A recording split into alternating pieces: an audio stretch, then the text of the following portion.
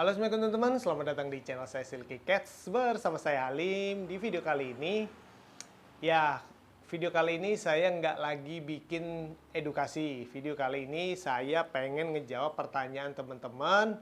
Bisa dibilang video kali ini tuh Q&A. Dan pertanyaan teman-teman yang udah masuk di Instagram saya maupun di kolom komentar. Ada beberapa pertanyaan yang saya highlight di video kali ini. Oke, tanpa banyak basa-basi, langsung aja kita bacain satu persatu pertanyaannya ya.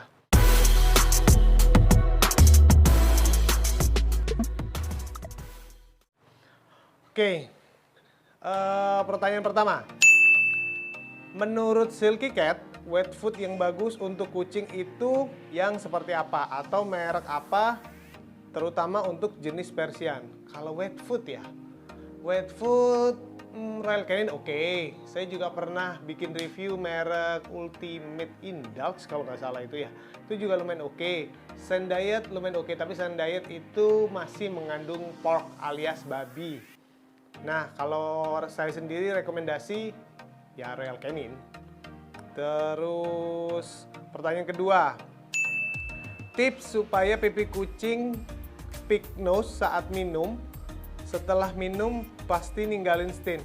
Tolong dong kalau nyebut kucing Persia ya Persia aja, jangan nggak usah ngomong pig nose. Gimana gitu dengernya? Oke, tips supaya pipi kucing Persia saat minum, setelah minum pasti ninggalin stain. Nah, yang pertama, kalau teman-teman takut pipi kucing Persia kalian itu ninggalin stain setelah minum, saya sih biasanya kalau nggak kasih yang botol minum yang tek-tek itu, yang kecil itu, yang cuman dia bisa jilat-jilat, atau kalau nggak gitu kasih mangkok keramik, atau bisa jadi cari botol yang lubangnya kecil lah, tempat minum yang lubangnya kecil, jadi dia cuman bisa julurin lidah buat ngambil minumannya. Oke, itu pertanyaan kedua. Pertanyaan selanjutnya, cara bikin gemuk kucing. Banyak bosku.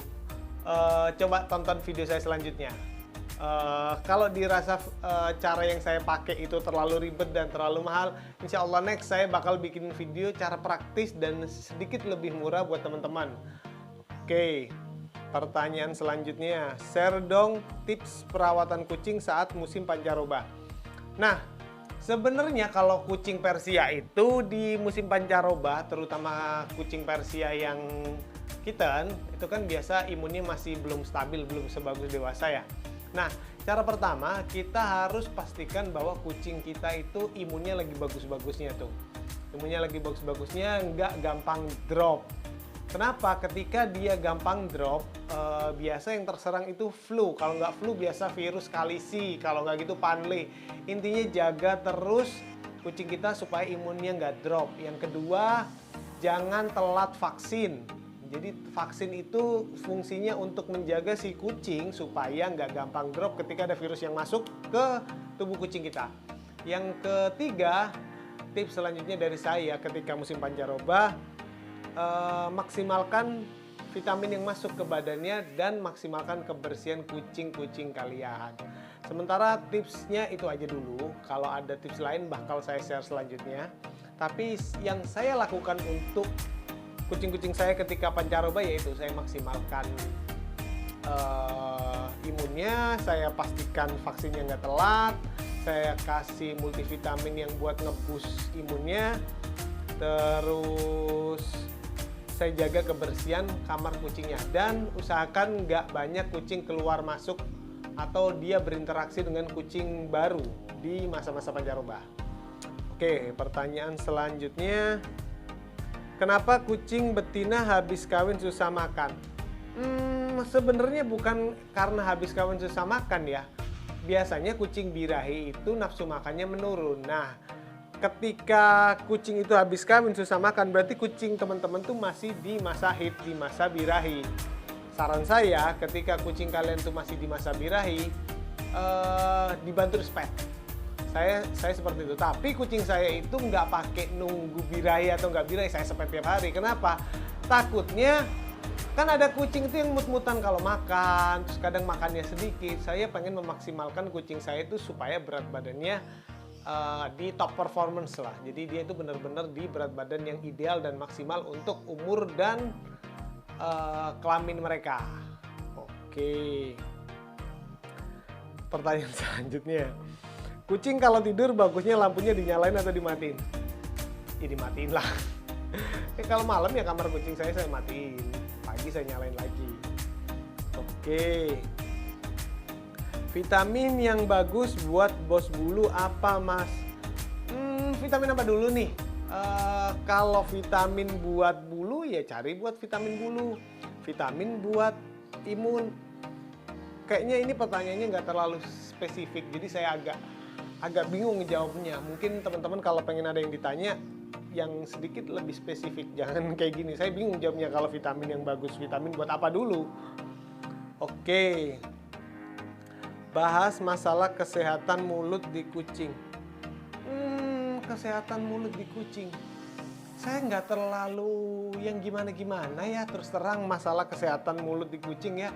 Saya cuman lebih merhatikan makanannya harus imbang antara dry food sama wet food, lebih tepatnya dry food sama raw food. Jadi biasanya kucing yang kalau over dry food, biasanya kucingnya itu gampang berkarang giginya. Jadi saya lebih balancekan antara dry food sama raw food. Biasanya kayak begitu. Gusi dan giginya itu nggak gampang berkarang. Terus sering-sering kita lihat dia itu lagi sariawan nggak? Kalau kucingnya lagi sariawan, saya biasanya kasih madu di gusinya. Kalau udah dikasih madu biasanya cepet tuh sembuh sariawannya. Oke. Pertanyaan selanjutnya. Bang, nama Zuzu itu terinspirasi dari Zuzu yang di TikTok itu ya? Enggak juga sebenarnya, cuman saya udah mikir nama itu udah lama, udah lucu aja mikir saya. Terus pas saya launching kebetulan itu lagi booming di TikTok gitu loh. Jadi semua pada mikir Zuzu itu pakai ngambil dari TikTok ya? Enggak sebenarnya, karena emang saya udah pengen pakai nama itu. Konsepnya itu pengen yang simple, lucu, imut, gampang diingat. Makanya kenapa pakai itu. Pas udah pakai itu, booming lagu TikTok itu. Jadi makanya ya udahlah, kita udah pakai nama itu, udah desain logo, udah cetak stiker dan lain-lain. Masa mau dirubah hanya karena hype-nya TikTok? Enggak. Jadi intinya saya pakai nama Zuzu itu bukan dari lagu TikTok yang lagi hype itu, bukan. Oke. Pertanyaan selanjutnya. Cara biar bulu kucing tetap sehat tanpa kusut serta rontok di bagian surai. Kalau kita bahas satu-satu, kita bedah satu-satu dulu ya. Cara biar bulu kucing tetap sehat dan tanpa kusut serta rontok di bagian surai. Kalau tetap sehat, intinya mandinya harus benar. Terus kalau biar nggak gampang kusut, nyisirnya kudu bener juga. Jadi teknik menyisir, alat nyisirnya juga harus bagus. Rontok di bagian surai, umumnya kalau rontok itu selalu ada di kucing Persia. Cuman kalau rontoknya hyper, berlebih banget rontoknya, berarti ada yang salah. Biasanya kesalahannya itu kalau nggak dari hormonal, kucingnya lagi birahi, atau produk grooming yang dipakai nggak bagus-bagus banget atau nggak cocok untuk kucing kalian. Yang ketiga, rontok di surai itu biasanya karena si kucing over jilat-jilat. Nah, saran saya pribadi, kalau punya kucing yang gampang rontok di daerah surai, jangan pakai degreaser atau produk penghilang minyak yang cukup strong. Cari yang sedang-sedang aja. Terus pakein sampo yang banyak kandungan vitaminnya. Selanjutnya boleh kalian pakai conditioner, tapi kalau enggak ya udah cari sampo yang ada kandungan pelembutnya. Setelah itu, setelah beres mandi, biasa saya kolar. Tujuannya apa? Takutnya menghindari kucingnya jilat-jilat, akhirnya bulu daerah surainya menjadi kusut. Oke, pertanyaan yang tadi udah kejawab ya. Nah, selanjutnya nih. Perbedaan bentuk hidung kucing Persia medium, flat nose, pig nose turun, pig nose. Aduh, kadang saya juga pusing kalau ada kena pertanyaan kayak begini ya. Gini, yang pertama, kalau teman-teman nanya ke Katri, Katri itu nggak pernah nyebut kucing Persia dengan nama istilah pig nose atau flat nose atau apalah. Mungkin ada yang nyebut flat nose, tapi harusnya kalau nyebut kucing Persia ya Persia aja gitu. Karena kucing Persia ditentukan bukan hanya dari posisi hidung. Jadi kucing Persia itu yang jelas kalau kucingnya benar-benar Persia, itu pasti hidungnya pesek.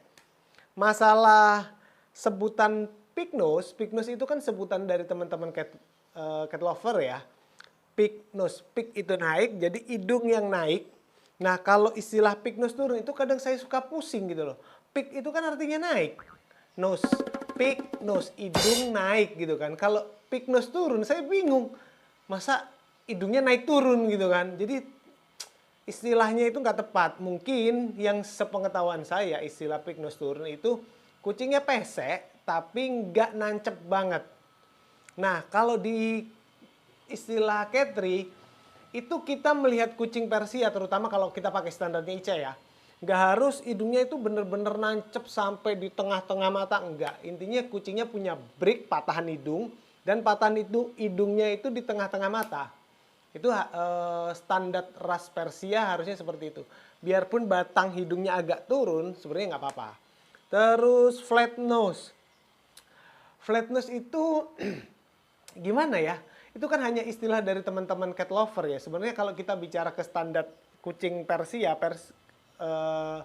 dari ras, kucing ras Persia dari organisasi, itu nggak ada istilah pig nose, flat nose, atau medium. Nggak ada. Yang mereka tahu ya kucing Persia.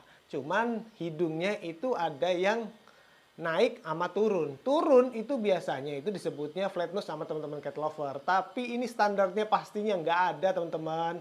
Ini standar penyebutan pig nose turun atau flat nose itu kan standar dari teman-teman cat lover sendiri. Nggak ada patokan resmi dari organisasi. Itu hanya penyebutan nama aja lah istilahnya dari teman-teman cat lover gitu loh. Kalau dari organisasi sendiri nggak ada.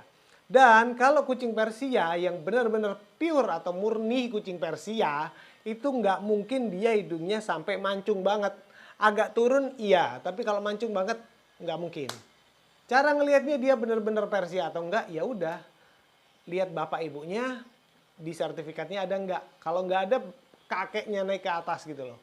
Bener-bener dia murni atau enggak. Kalau enggak jelas ya bukan Persia. Jadi intinya kalau Persia itu bentuk hidungnya itu kalau nggak pesek ya agak turun dikit. Tapi kalau udah sampai mancung bukan Persia. Pasti silangan. Kalau agak turun atau bisa disebut flat nose bisa jadi masih Persia. Tapi untuk memastikan dia bener-bener murni Persia ya kita lihat bapak ibunya dia itu bersertifikat dan murni Persia enggak. Karena Persia itu database-nya kalau kita buka dari database pedigree ya, database kucing-kucing bersertifikat itu ya, database-nya itu udah sampai 500 generasi ke belakang gitu loh. Jadi apa ya, mustahil kalau kucing Persia itu benar-benar sampai mancung banget, mustahil. Apalagi di zaman sekarang. Dulu awal-awal kucing Persia diakui iya agak mancung, tapi nggak mancung kayak kucing yang bener monyong gitu, enggak. Jadi kalau Persia ya pesek atau hidungnya agak turun. Nah istilah penyebutannya itu hanya penyebutan dari cat lover dan nggak ada standar pastinya. Terserah ada yang satu mau nganggap ini hidung begini, mau nganggap itu sah-sah aja karena itu kan pendapat pribadi dan nggak ada standar resminya. Oke, pertanyaan terakhir yang bisa dibilang cukup menarik buat saya, bisa dibilang ini harusnya teman-teman juga penting untuk diketahui gitu ya. Ada pertanyaan yang cukup menarik untuk dibahas lah, bisa dibilang. Nah, pertanyaannya, Bang, total modal untuk jadi Katri itu berapa? Balik lagi, kalau teman-teman mau jadi Katri apa dulu? Maksudnya rasnya apa dulu? Kalau mau di Persia, maunya di organisasi apa dulu? Kalau udah tahu rasnya apa, organisasinya apa, nah itu baru saya bisa bilang. Tapi saya kasih contoh yang paling umum aja ya di Indonesia dan untuk ras Persia.